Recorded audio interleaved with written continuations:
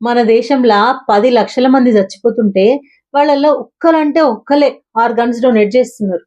మిగతా వాళ్ళ మస్తు మంది ఆర్గాన్‌లు సుత మంచిగున్నా వాళ్ళెందుకో ఇస్తలేరు.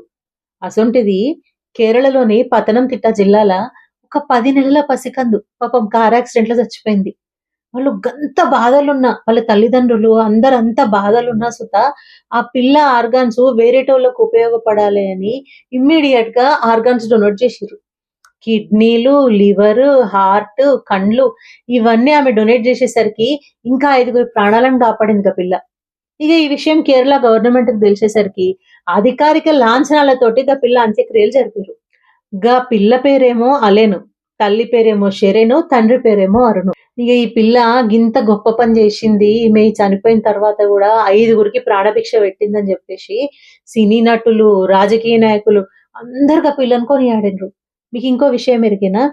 కేరళల గింత తక్కువ వయసుల గింత చిన్న పిల్ల అవయవాలు దానం జేసుడు గిదే మొదటిసారి.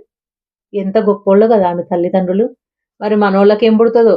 అన్ని మంచిగానే ఉన్నా సుత ఇచ్చేతందుకు సచ్చిపోతారు. సచ్చినాంక ఇయ్యుండంటేనే ఎవలకు శాతనైతలేదు. ఎప్పుడు నేర్చుకుంటారో ఏమో గిసుంటి విషయాలు.